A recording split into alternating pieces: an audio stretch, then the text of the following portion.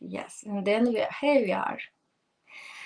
Welcome so much, my beautiful audience, to the new episode.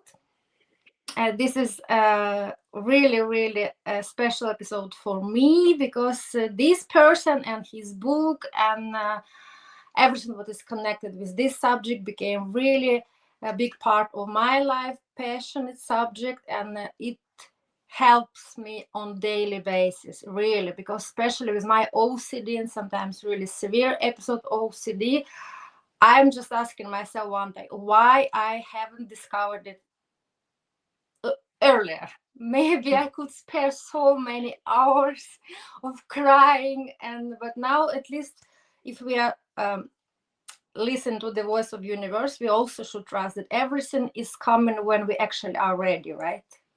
So yes, but I'm so happy that we have the great teachers on our earth like Magnus, and now I would like to welcome you to our episode of Diversity is the Game Changer, and I gave the title of this episode. Magnus will be smiling now, I'm sure. The art of stillness in a noisy world. And that's why, because I'm so grateful for his beautiful gift to me. It's his book, which I love so much. It's so used book. It's like my sister. We are traveling. It's very used. It's actually new, but it's already so much used, so it kind of doesn't look like new. But I mean, for author, it's the best, right? To see that the book is so used. It's like lining and everything. So okay, so the book, please, guys, really highly recommend it. It's not just because I've got it like a gift, but I really use it, and my kids, they know the art of stillness in the noisy world, and many rules I actually use it every day, and it's huge game changer for me. So our title, like you understand, devoted to this book, and oh my god, it's so much valuable knowledge from this book, and we will be talking about this, about new definition like forest bathing, enveloping. Oh my god, I love these words now, and I'm using them. And I'm very excited to welcome today's incredible guide and mentor, Magnus Fridh. Magnus, do I say correctly Fridh? It's just Fridh? Yes. Yeah, you Yes. says it perfect. Okay. Yes, it means peace in Swedish. Yes, I understood. I remember we were laughing. You remember during our workshop. A true leader in the realms of meditation, yoga, and emotional resilience. With unwavering dedication to holistic well-being, Magnus has spent years perfecting practices that help individuals achieve lasting peace, balance, and personal growth. Beyond his work as a yoga and meditation teacher, Magnus is also a brilliant author. I know that, and creator of professional development tools, including the meditation app and ADHD calendar, designed to help people navigate life with clarity and purpose. So, welcome to the podcast, Magnus. Thank you so much for having me. Thank you so much. Thank you. And I would like, it's already kind of tradition, and I'm so particularly happy to address this question for you, because I remember very good. I believe it was last of the day of our week, because me and Magnus were participating in a very special event. It was anniversary of yoga festival in Norway.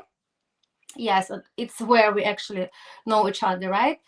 And this workshop or presentation I was participating was, I probably was last day when you told about It was your last day. Yes. brother from Nepal, right? Yes. We, Yes. all of us, I remember, we kind of believe, because everybody loved your practices, unless everybody wanted to be participated. It was really a line. Everybody wanted piece of you, and then we were like sitting, and everybody started talking. I remember my emotions, like, oh my god, really? So that's why I know you have very cool, special, exciting story about your kind of special and unique. It was already youth, right, when it's happened with this brotherhood. But okay, I'm not opening story. You will be inspiration for that.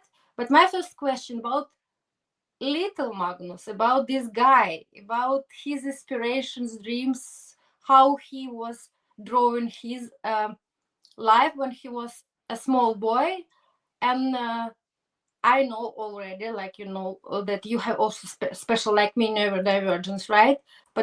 But can you also share with us about young age and how your development impact your career and mindset and your grown-up life? So please feel free and just Mm, no limitations. Your stage. mm. It's a good question. It's a big one. Mm-hmm. So, as a kid, I was I'm grown up at the countryside in Sweden. Mm-hmm. So I spent a lot of time out in nature and archipelago, and I always felt at home at those places. Always felt safe in nature and close to the ocean. So I'm pretty much a small town boy, and I was a lot into sports when I was a kid. I was very, very active, and yeah, I can remember my childhood as very, very nice and very safe, and I was a bit already at that time. I was a little bit, how to say, geeky. I was a lot of into details in sports and details in music, and so that is something that I had in my setup already then. But then also I remember that very early on I had a lot of restlessness. Mm-hmm. I had a feeling of sometimes not belong to, and I think that's pretty much when I was a little older. I was drawn to a specific kind of music, like punk music, Mm-hmm. and and the creativity and doing yourself culture that was involved in the punk culture.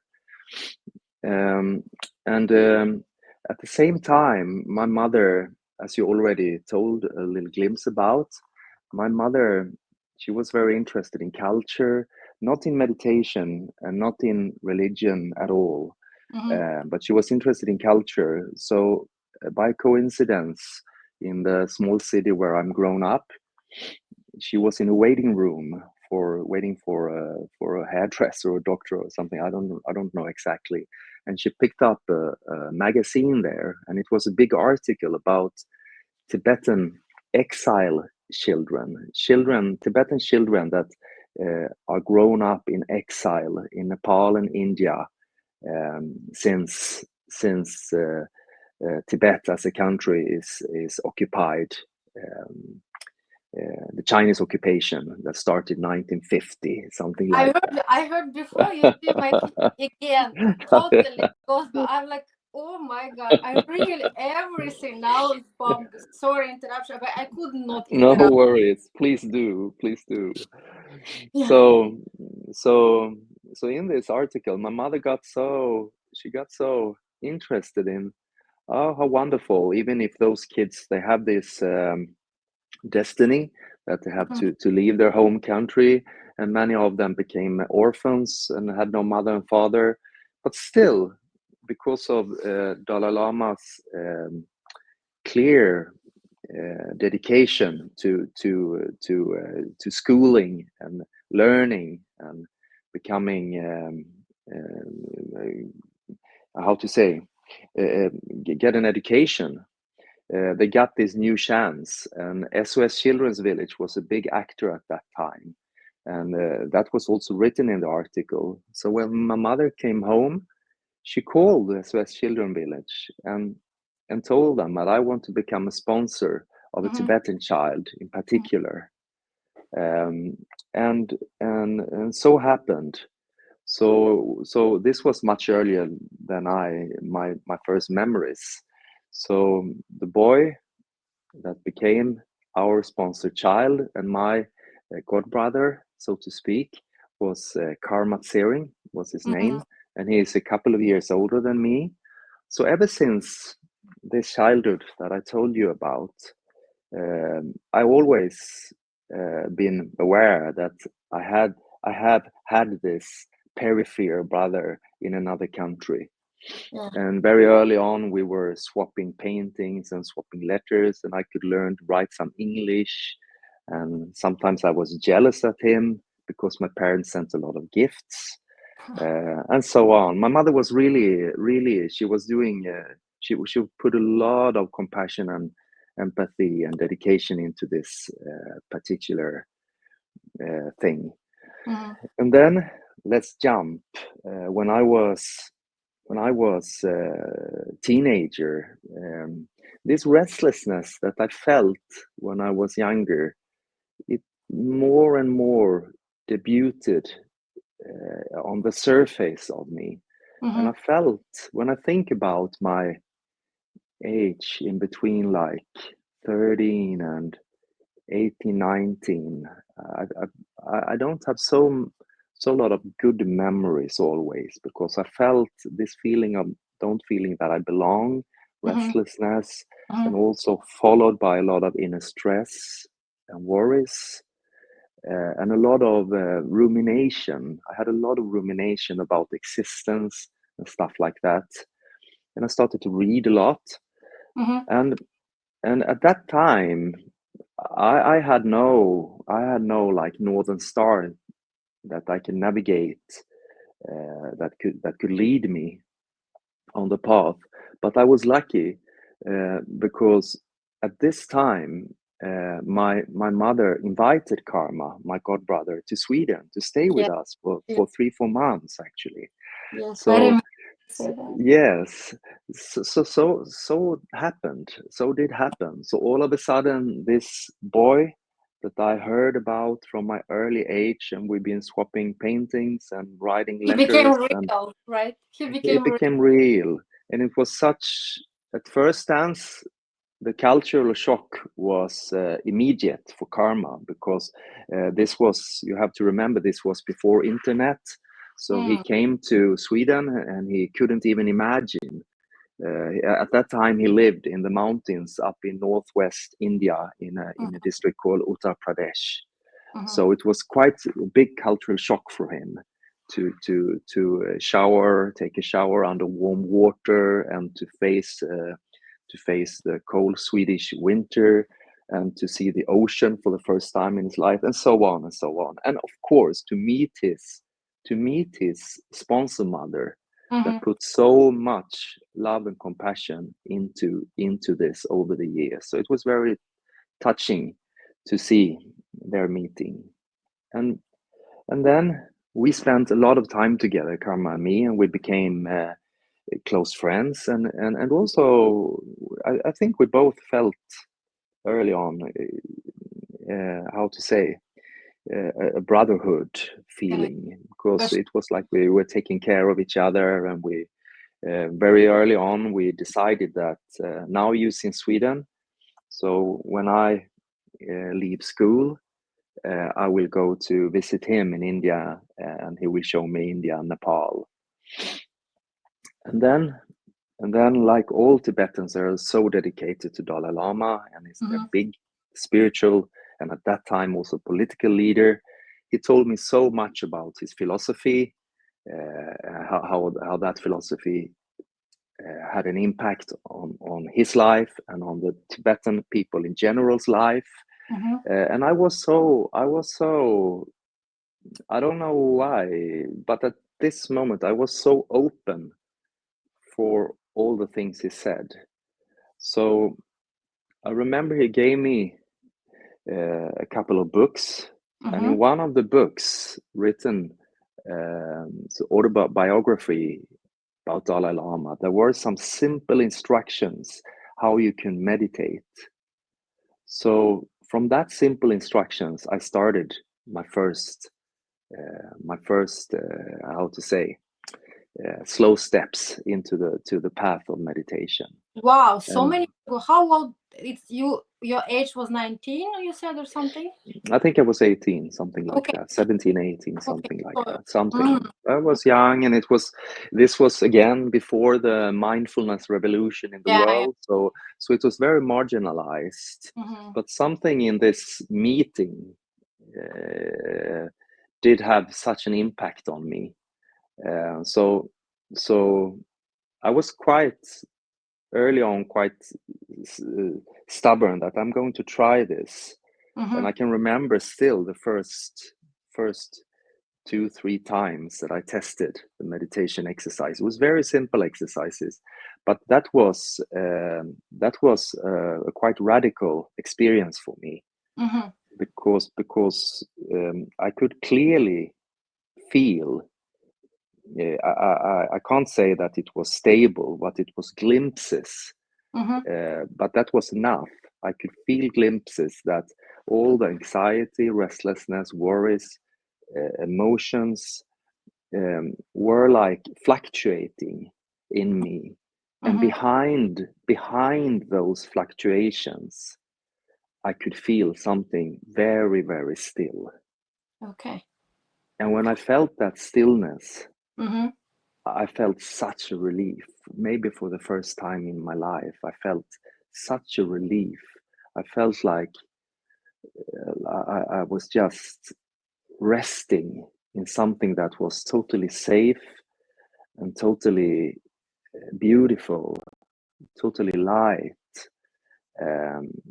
So together with that experience, and also reading Buddhist philosophy, I can start to understand that what I was experiencing was this the more pure mind, the consciousness, and I could learn that we have that beneath all those flickering thoughts, emotions, and bodily sensation. There is something more stable behind that. And that experience is the core of my why I'm doing this still, actually. Of course, I have a lot of experience, but so that's amazing. that. Yes, and now like I showed you, because I remember we were blown up when you were showing the pictures, and you poor guy, you really did it. You made to India, you became sick, you lost your weight, you was like just a peanut like this, but still. And for me it was so touching story, because oh my god, you I'm so open heart at that time did it, and I don't believe in coincidence, right? It's always some greater, the greater universe. Let's call it. It doesn't matter who it karma. It might be karma. And karma. I remember he came and he never, of course, called your mom like sponsor mom or something. It was mother, and it's still mother. Yes. And it's so funny. I remember that you also thought that you still very good friends, of not friends, but brothers, and you still very close and visit each other. And sometimes, like he's like your older brother, said that Magnus, you very should much, ask them very that. much. It was so lovely. I was like, oh my god! Actually, I will go there. I wrote to him yesterday. Actually, I will go there next month, and of course, I will stay at his place. Maybe we can make a video. Oh, really? It's so lovely. Of course. And you know, my mother and father, they are still on the photo on the wall. A pale colored photo from the 80s from my mother and father, and he always talk about her like his mother. Yes, absolutely. How is mom and stuff like that. And I when I visited him last time, it was last year, I actually thought about that when I was leaving again. I thought about how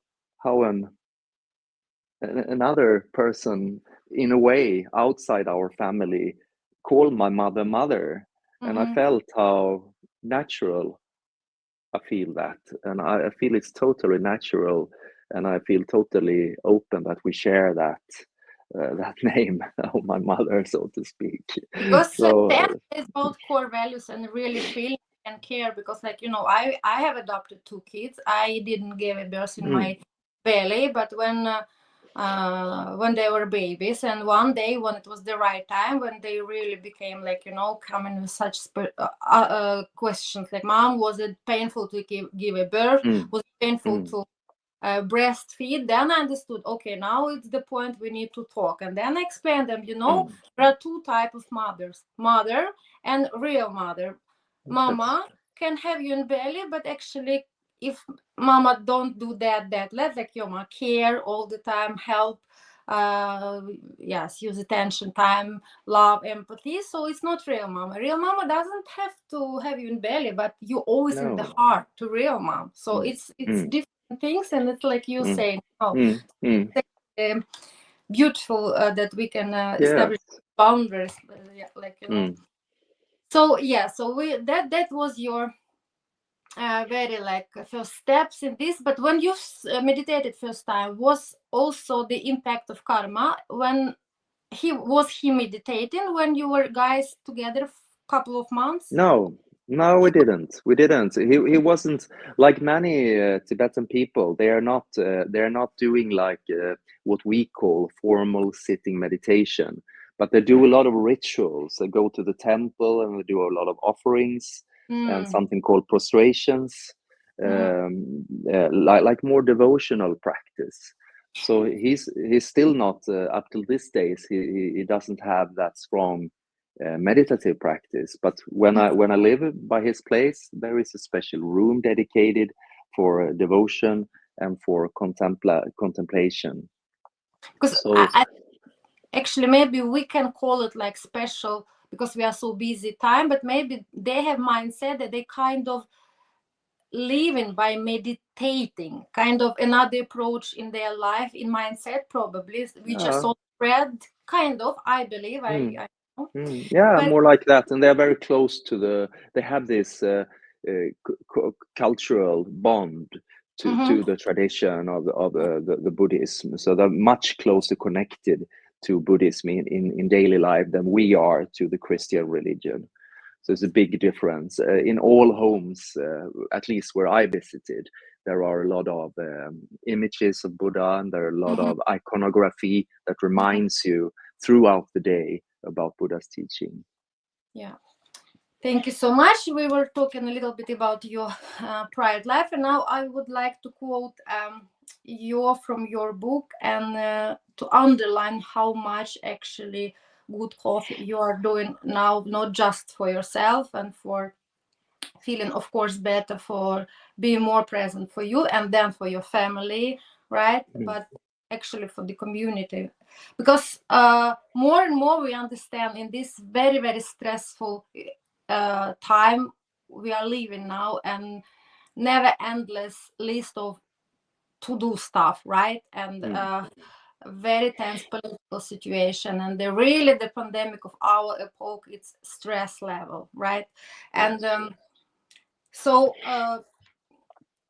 you were written here, which also, of course, I reflected immediately. I just didn't know the statistic, but I mean, we are talking now about Sweden, but I'm sure in Norway and maybe in other countries even a worse situation, because you're saying at the time of writing, the Swedish Work Environment Authority reports that poor health is on the rise of Sweden's workplace. That's for sure.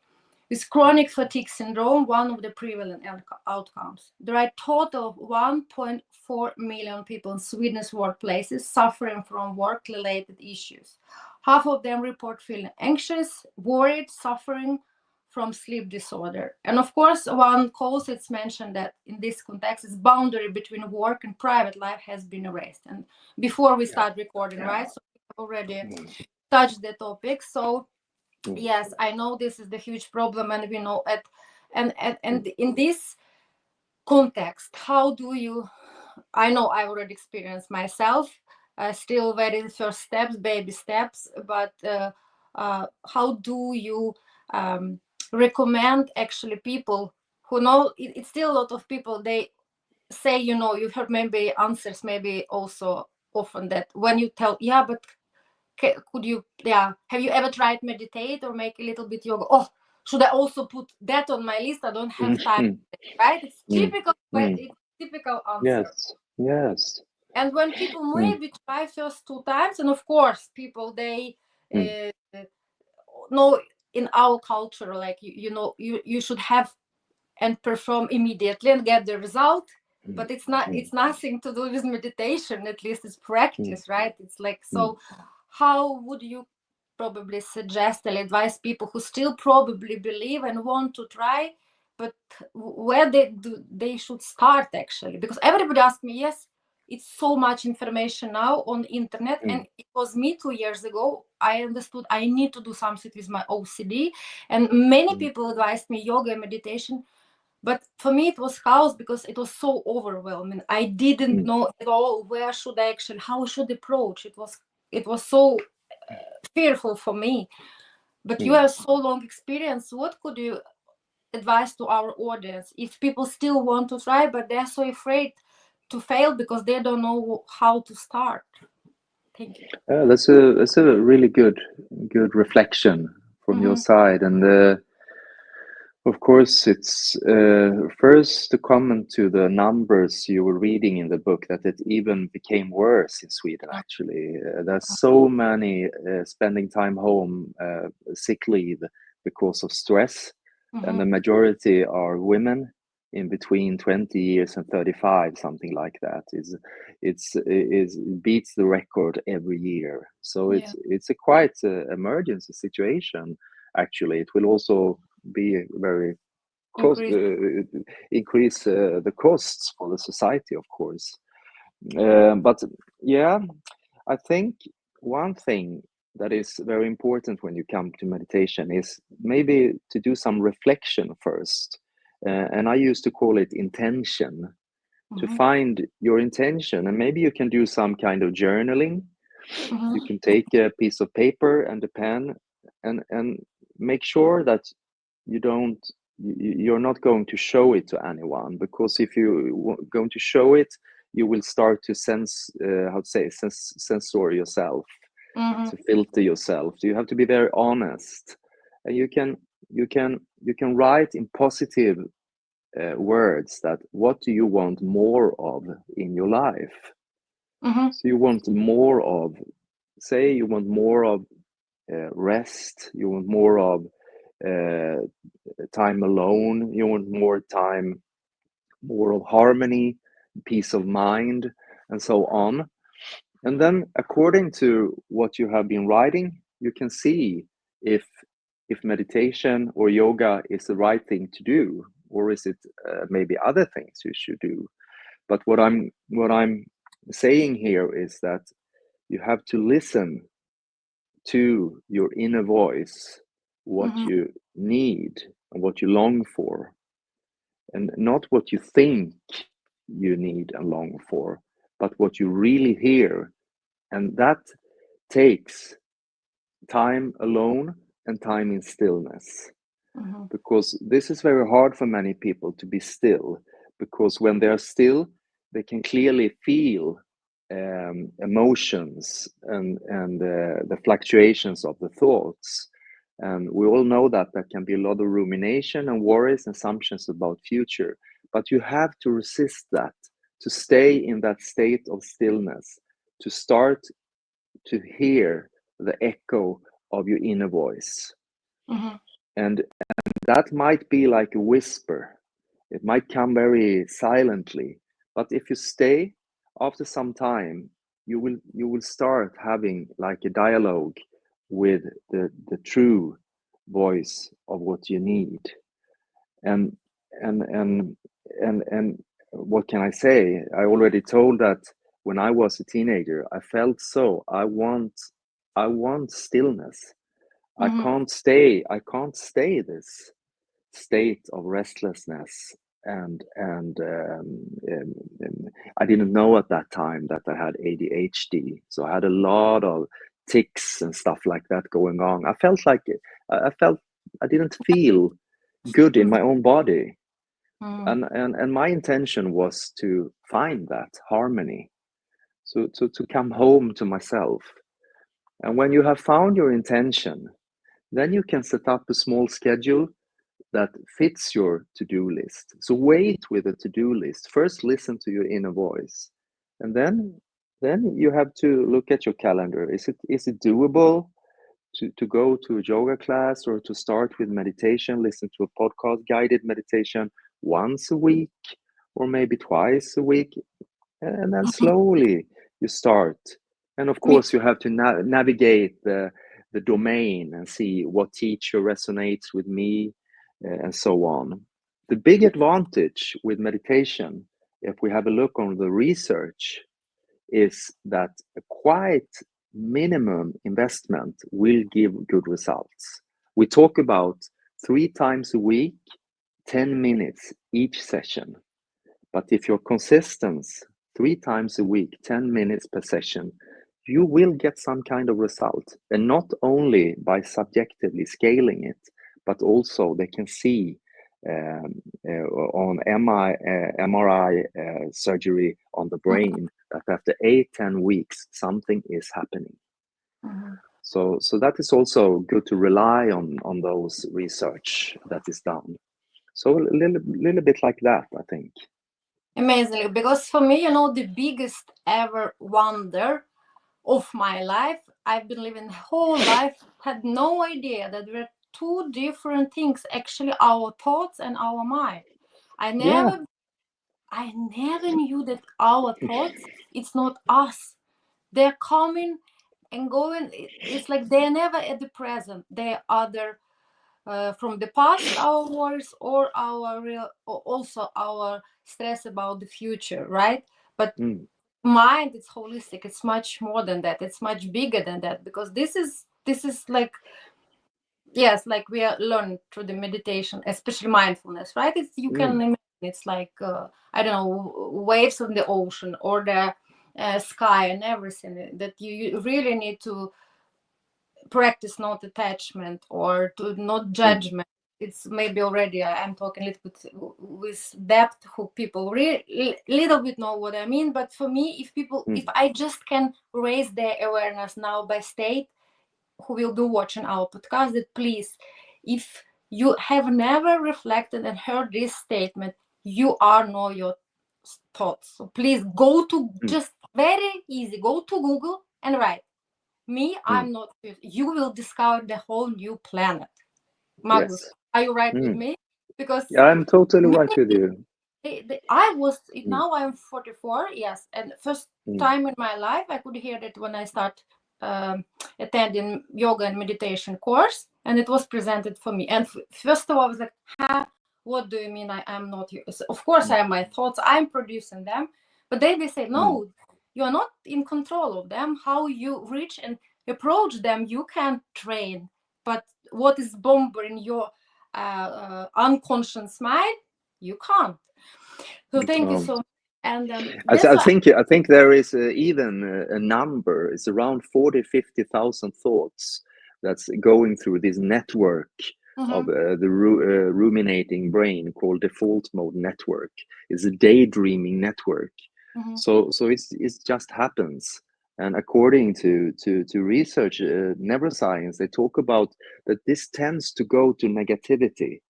So when you're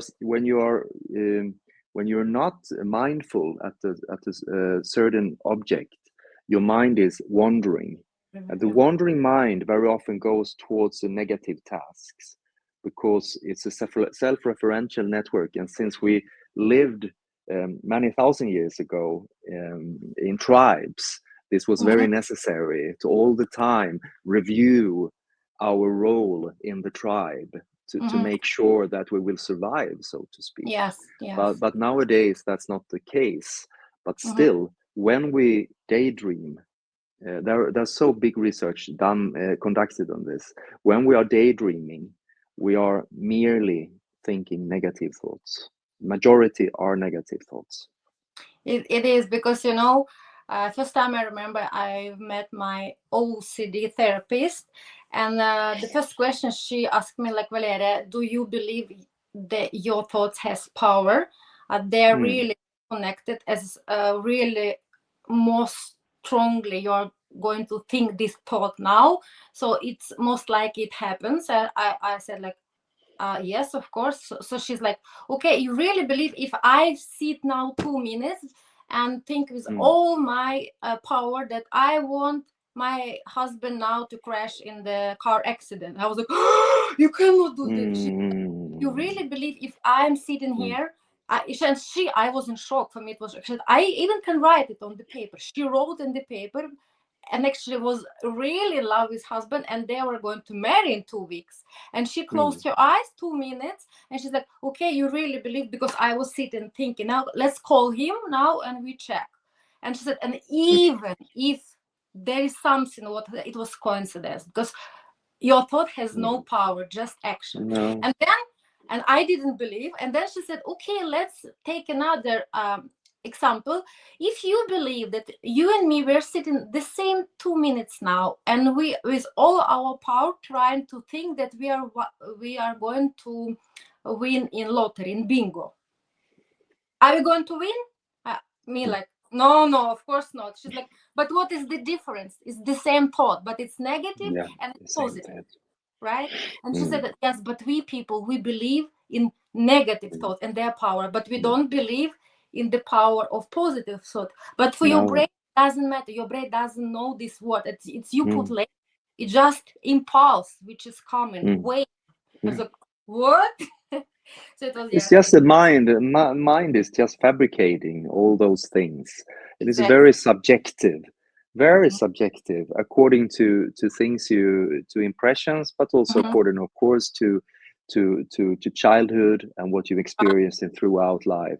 It's associations all the time, but still, sometimes we think that we experience exactly the same thing when we see, but actually, so that's why attention training is so important. So it's what you direct your attention towards that becomes real, so to speak. That it was what is real for you. That's why my question was, it was absolutely beautiful and useful tool you have created. You've moved even further, not just like meditating, but also you wanted to help people like you, who, because for you and me, we have neurodivergence. For us, maybe it's even more challenging in the beginning, like, you know, yes, it is. as I have my intrusive thoughts. So for me, the beginning meditation was so painful because I literally said yes to give so much space to these painful thoughts, right? And in restlessness. But you've made them meditation app. You shared our story, Yes. when it was workshop, and even more ADHD calendar. Because Yeah. I also know one of my kids has ADHD, and now it's so widespread and just raising numbers, right? So could you please share a little bit for our audience, actually, and then I can put also links in our post that they can go and download and maybe also start following you and can reach you and ask questions, maybe Of some course. helpful for kids or maybe Of for them. course. So could you please tell us about these tools? Yeah, the first tool was the mindfulness app, it's called. It's also a mindfulness app, and it's available in Norwegian language as well. And that was a very simple app that we did 2010, and it was in the beginning of the history of apps. Actually, people Yeah. didn't know so much. What is this happening? How shall we use apps? And most people, they're playing games like Angry Bird and stuff like that. But we found this idea that we wanted to create a very simple pocket meditation tool that was totally aligned with mindfulness-based stress reduction, the research part of meditation. So we did that, and it's you can listen to guided meditations, you can set reminders, and so on. And the app came out very well. It was right in time, so to speak. We didn't know that. We weren't that strategical. But when I left the company in 2019, I sold my part. It had millions of users actually, and it's been involved in many research projects. So I'm very proud of that actually, and it's still out there, and it's free to download. And then there are in-app purchases if you want more courses and in-depth meditations. How many And then the other two, how many languages? I'm sorry. I think it's like 13 languages, something like Oh, that. okay. It's all over. Yeah, we worked very, how to say, dedicated, and we worked with what do you say, authorized mindfulness teachers in each and every country to really validate the quality of the app. So I can really stand behind the content in that app. And then the ADHD calendar, I've done it together with a friend, and we both got our diagnosis when we were grown up. So we were schoolmates. So we started to talk a lot about how our experiences was and what we have struggled with. And then my friend Ola, he got to know research from Oxford talking about that the only way to deal with a to-do list for a person with ADHD is to have a specific system in the calendar where you never, the gist of it is that on the today's list, there should never be things that should be done tomorrow or later on. So it should be very clearly structured that this is the tasks for today, and they shouldn't be too many. And then the app, you can also connect the app with family members so they can help you to remind to do it, so you don't forget. So the research shows that it helps people with procrastination, and it helps people with a short memory that we all have with ADHD. We can remember things from a long time ago, but we can forget things. Like happened for me the other day. I went down. We have a food grocery 20 meters from our apartment, and I left my apartment, and I came into the grocery shop, and I didn't remember why I was there. Yes. So that is very typical. The symptoms of my ADHD. But at the same time, same brain can memorize Tibetan texts, Sanskrit grammar, and stuff like that. So it's complex, these things. But of course, mindfulness can help me. And this that I mentioned was a moment where I lost that mindfulness. So and then I'm kind of lost. So an app like this can help you. So open up the app and see, why are you here? You should do this and this and this. And you can check the boxes, and it will give you a relief that you've done your goals for today, and then you can leave it satisfied. Because many people with ADHD, they go to bed and they feel, I should have done 100 things, I didn't do even one. And then you feel bad for yourself. Self-criticism is coming, and the vicious circle just loops on and on and on. So this was what we aimed for, to be some kind of help, and it's just a little part of the big picture of ADHD, but at least it can be to some extent some support. Amazing, because it's at the end of the day, it's about all small parts, small puzzles, which actually our consist of, right? And if you can give relief and a little bit lighten up the one thing, it's actually the chain reaction. It can give more light and hope to another action, and then you feel more proud. You are depressed because you again not achiever, you again loser, you again not like other. Because I know all these things, and this self-talk, your mind is taking you are not good enough, you're not like others, like it's really about micro changes. They are so important, right? So micro changes is everything.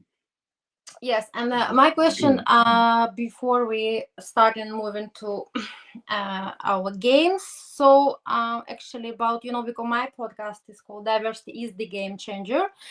And usually I'm also talking about gender diversity, cultural diversity, but in this very special podcast, and this is, I feel it's so useful for our listeners because you and me, we are two really persons discussing the problems or challenges or special adjustment which can help you and me, because we are the representation, we are displaying neurodiversity, that our brain are wired differently, right? It's actually new emerging diversity, and now I'm also included in my PhD, and we need to raise awareness more and more, because we are so many of us, and we should stay united and help each other, of course. So that's why my last question, also very open, actually big one, of course, but how do you think then, you already of course gave beautiful example how we can help people like us and other neurodiverse people with different tools. But how do you think actually yoga and meditation uh, even more probably can help people with neurodivergence? And again, you already mentioned, yes, but maybe from your book you can probably explain a little bit also another examples of mindfulness, which could help people with restlessness, with me like intrusive thoughts, because I know it's Mm, beautiful about nature. And you, if we're talking for example about forest bathing, right, or mm, just small things which they also can uh, try in daily basis, which is actually they don't mm, know, maybe they do already, but it's actually kind of mindfulness. mm. Yeah. Yes, I think to find what resonates with you Mm-hmm. is very important. And I think if I go back a little bit to you mentioned you quoted a few phrases before about the problems with the stress. You Mm-hmm. mentioned that one big factor was that there is no limit Mm. in between work and free time. Yeah, no And I bound. think no boundaries. So I think this is something there to explore, Mm-hmm. to and that's where mindfulness come in, to be mindful what you are doing. Buddha says it's very beautiful. He says that if you turn around, be mindful that you turn around. If you open up your eyes, be mindful that you open up your eyes. If you inhale, be mindful that you inhale, and so on. So that is mindfulness. So be mindful that now I'm leaving my work and I've come home. Home is a place where you should feel safe, secure. There should be a lot of joy, of course, but also harmony and stillness. That's a place where you sleep, where you love, where you eat, and X. everything. And if you go into that door and you just keep on being in the works mode, it is very hard to, where does it stop? And here it's, I think we are all victims, kind of victims. Yes, I don't think we should be hard on ourselves, because it's also very hard to resist. Nowadays, people, they expect things from you. They Mm-hmm. expect that you should reply on text All the messages, reply. So again, boundaries, find. I wrote about in the book that and I also did a spin on that with a furniture manufacturer in Sweden, where we had like a lecture and we talked that you can dedicate specific furniture in your home for stillness. So mm-hmm. suppose that you have like a furniture, a very nice chair or something. On this chair, you never scroll internet. Mm-hmm. When you enter this place, since we don't have altars and temple in our country, maybe uh, we have to find new how to say it, proved, stress proved furniture or spaces where we are safe from all this. Like you mentioned, the bedroom can be one, but I would even go further. Mm-hmm. So see, again, you can use journaling as a great tool. Where can you find spaces in your life when it's your decision that I don't want to be available. I don't want to comment on things I have no clue about. I don't want to like or dislike anything. I Mm-hmm. just want to exist, and I just want to be still, and I just want to be in that mode, because in that mode we know that the activation of the nervous system, the part of nervous system is taking care of rest and digest, is Mm-hmm. more active. And that's so important.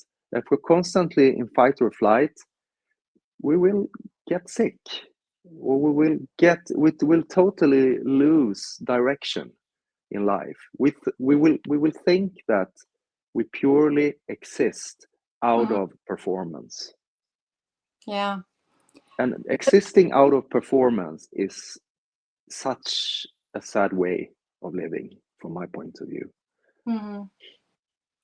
Yes, it's exactly like you. Now I can quote because I even remember now. I use so much your book, like you said, that would be a place in your life every day, like you're going in the modus from on to off, from doing to being, Yes, and from exactly. connect to disconnect, or even I could say probably from disconnecting, because when we do all the time without reflecting and stopping and actually reflecting what I'm doing now, who I am, can I actually really connect with my inner voice even more? Yes, really, from doing to just being, and even probably from disconnecting from yourself to more in connecting, maybe like this. Yes, so absolutely. And I also just was very interesting for Because me. one thing there that is important is that when you had this experience that we both relate to, the pure mind beyond thoughts, we will come to terms with that we are already perfect. We Yeah. are already totally, we exist totally pure and perfect. So I used to describe it as like you've been out traveling and you've been searching for something to solve all your problems, and then finally you come home and you realize, it's been here all the time. And that's the strange thing about this path of yoga and meditation. But it will take you to many places, but sooner or later it will take you back home again, and that's beautiful. Have you read this very nice book by Paulo Coelho? But it was No. no, it's actually, I don't know how to pronounce actually right on English. It's Alchemist.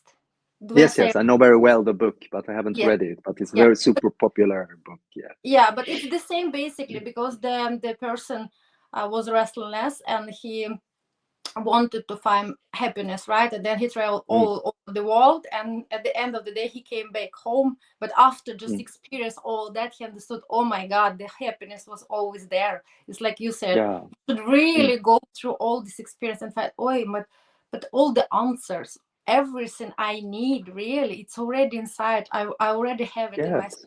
Really need to discover Mm. it, and just to meet But we myself. have to do those things. I mean, when I was young, I had to do certain things to explore and learn and experiences before I could arrive at that place. So we all have our histories and experiences that we have to have compassion with and understanding for. So we don't blame ourselves, because we learn all those experiences and places. We learn us things. Exactly, and also I like it from this book, because I also, I am kind of nerd, of course.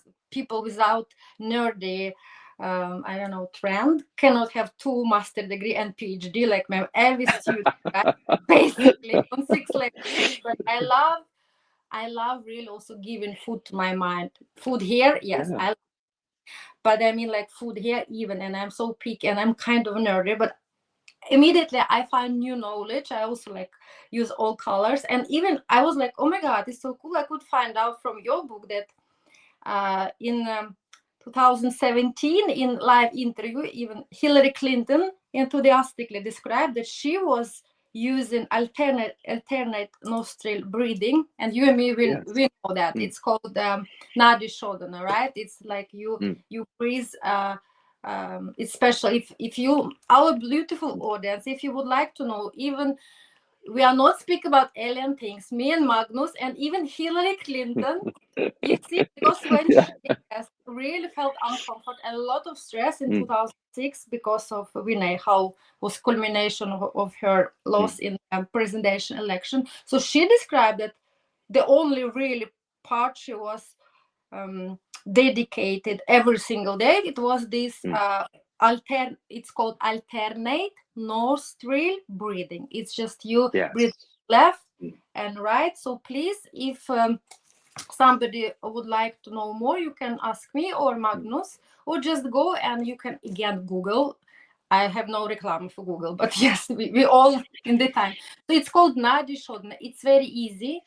It's Very really easy. out, right? Mm. So that's why you gave me this knowledge. It was very cool. Now Yeah, and I can even add on one more breathing exercise that yeah. is very easy, that I used to call double as calm. So Uh-huh. you double, because when we inhale, the heart beats a little faster, and when we exhale, the heart beats a little slower. And when Mm-hmm. we exhale, the rest and digest, the parasympathetic part of the Right. nervous system activates. So when we exhale, we become relaxed. You can feel the soothing feeling in your muscles. So double. You inhale for the count of 3, exhale for the count of 6, and you do that for some time, and then maybe add on count of 4 in, exhale count of 8, and then you can see. And every time you exhale, let go of muscular activity and let go of tension and other emotions and thoughts that bothers you. And that's my daily. I always do that before I do my seated meditation practice, And just I to love lower down.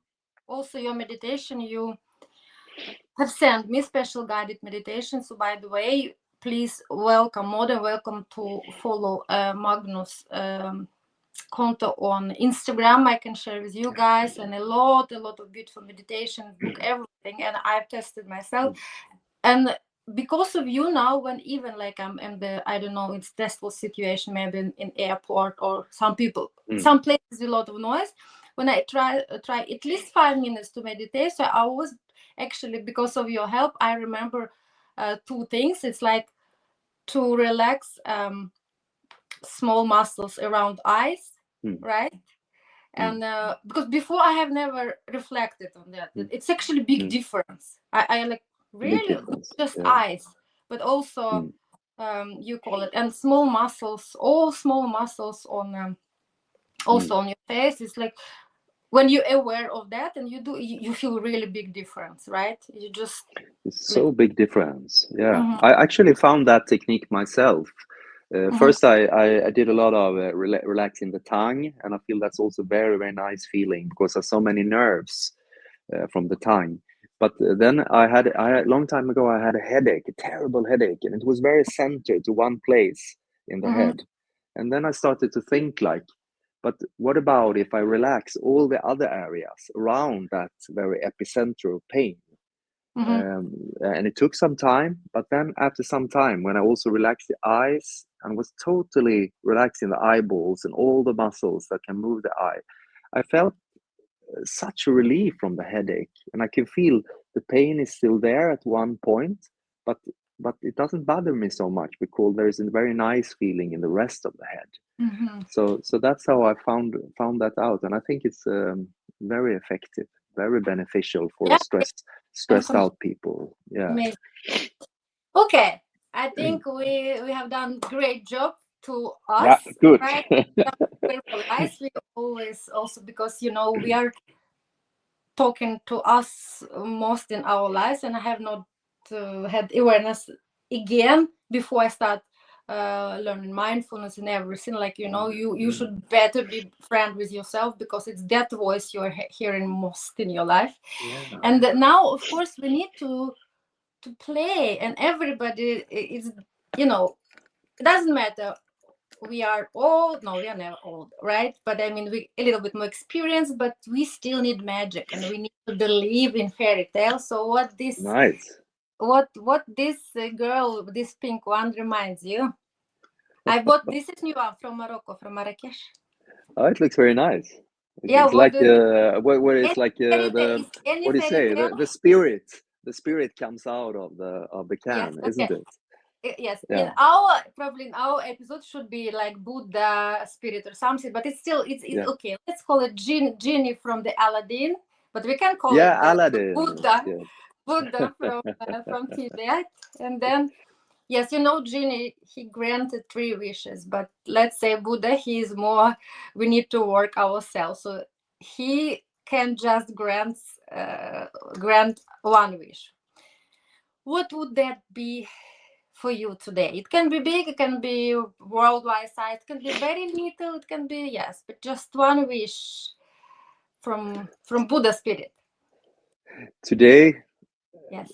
Today, 1 wish is, this came very spontaneously after watching the news.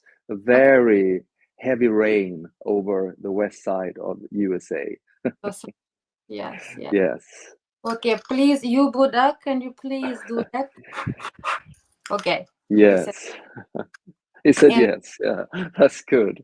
Yeah. So our beautiful audience, of course, first of all, I would like to thank so heartfully for Your exceptional work and inspiration, motivation, guidance, help. I know, and for me, big part of help, especially this summer. It was very challenging summer for me. I've Oh, shared I'm with happy to hear. Yeah. you. Yes, and your wisdom, inspiring presence, which undoubtedly makes profound impact on so many of us. So thank you for our audience, of course, and stay with us, tune with us. If you have any question about topics we've been raising with Magnus, so you can ask me, you can ask him. We will be happy to help. Our today episode, I would like to finish again with help of highlights from Magnus' book, because I love very much, also because it's very helpful to also when you meditate. Also, we have big tool inside our brain, which is called imagination. You really can imagine and travel and do whatever you want. You can heal with your imagination perfectly, but you should, it's practice. Of course, you should believe in yourself and practice. So I love the definition of how you say it more right in English, because to envelope or enveloping. Could you pronounce this word? Enveloping, yes. I think you Enveloping. mean, yeah. So I love the definition enveloping because I really could imagine that. Mm. And or the feeling of silence and stillness you're gaining while you practice in meditation. Just listen and imagine.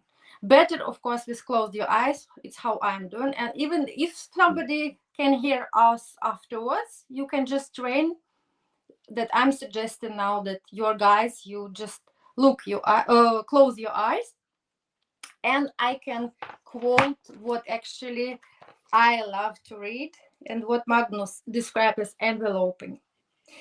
Experience stillness and silence which enveloping you while you meditate. Enveloping. What a beautiful word. Something that doesn't last forever, but which still creates an invisible protective cover that gently holds you in silence without excluding the outside world. In the same way that fog can envelop an entire landscape, or that layers of skin envelop your body. So for me, it's amazing. Sometimes I meditate and I put something warm and cozy, and then I really do like this, and then now I'm in my envelope, and then I really feel from your book, and then I relax the eyeballs and all these muscles and That's anything. beautiful. I do I think Magnus that's stuff. I think that's a nice meditation instruction you give now to make yourself comfortable and you feel safe with something, and then just relax the eyes, relax the tongue, and allow yourself to be in silence and stillness and see what happens. Maybe you Yes. don't even try to meditate. Just stay awake. That's the only goal. Stay awake, but be still, Or and you just will experience a new dimension. to try just to, okay, if people has no idea at all, they just can try to, like you said, be still and maybe just notice your breathing. Just hear how you breathe. That's it. First, maybe tiny advice, first 2 minutes, because maybe last advice I could give, which helped me. Once I read this expression that there is not that big difference if you decide or devoted your time during the day to meditate between like 6 minutes or 5 minutes. Okay, 5 minutes or 4 minutes, still a little bit, but the point, 3 minutes and 2 minutes, but it's huge difference. It's between 1 minute and 0 minutes. It's right, because even if you start with 1, 2, next day 3, it's already huge difference. You are building It something. is. But It 0, is. then it's Zero is zero. 0. Zero Then is zero. So get it done. That's very important. And I also think to learn something from you said before. I like that your therapist said something about that. It comes from the same place, even if you think you win in a lottery or your man crash in the car crash. It comes from the same energy. We have to understand that it's a mind that fabricates those things. So one thing is that you can put a lot of compassion into your experiences, knowing that the mind is fabricating this. You're not always, it goes so fast. So you can, I like this. I think this comes from Thich Nhat Hanh, the Buddhist master. He says something like, if you're worried, if you have anxiety, inhale, I am worried. Exhale, I take care of that. Like a mother holding his child. I take care of that. I don't blame myself for feeling those emotions. I take care of it and I hold it and I embrace it. And it's I envelope that experience with love and compassion and understanding instead of being hard on ourselves. I think that's a big problem for all of us, that we're so hard on ourselves. Yeah. So thank you very much again. And just at the end, then I would like, I'm sure Magnus can be sure with me, that we wish you, our audience, that we are envelop you with compassion, and please embrace self-love. We are all worth it. We are more than enough how we are created. So just Always. yourself, always. Yes. Yeah. Thank you so much, and stay tuned. Thank you so much for having me. Thank you. Thank you, Magnus.